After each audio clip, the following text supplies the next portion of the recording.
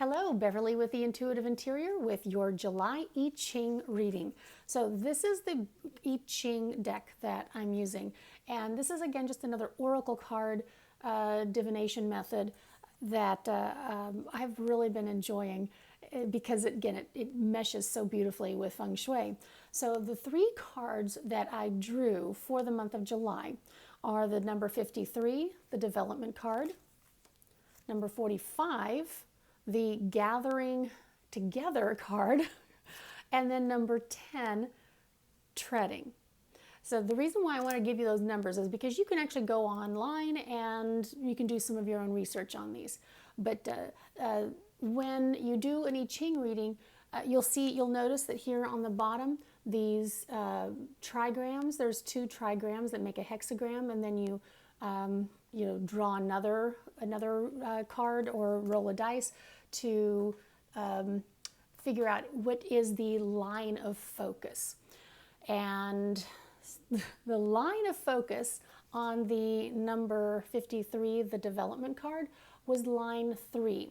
Now, the key words here with this are gradual progress, continuity, slowly but surely, adaptability, and a time-honored approach. And specifically, the number 3 focus line is all about pacing.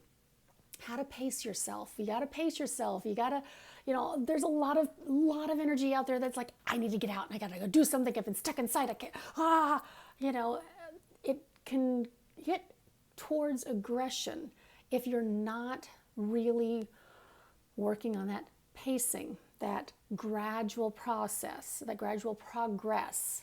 And so the real key here is to be willing to redirect that energy that wants to be that goal-oriented activity. You just need to redirect it to become more self-aware. The second card, again, number 45, this focus line was on line 1.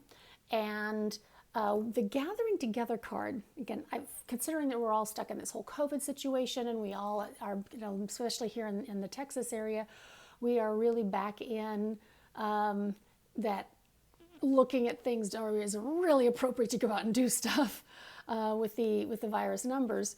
The gathering together card, it's talking about massing, converging, unifying, assembling, combining forces.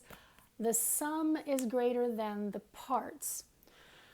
The focus line is really stressing to be very clear about what's prompting your involvement with a variety of groups, whether it is a group that is pro-mask, anti-mask, herd immunity, everybody stay home.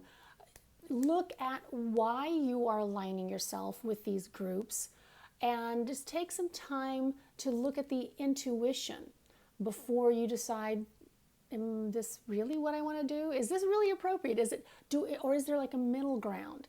It is not just about the masks. Okay, I threw that out there because that seems to be the biggest chunk of conversations I've been having lately. And maybe it's networking groups. Maybe it's some of the other kind of clubs that you belong to. Are they really serving you? Or has it become an ego thing, or has it just run its course?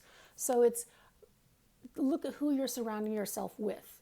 Look at your Facebook friends list. Look at what newsletters are you getting in? Are they beneficial for you, or is it time to unsubscribe?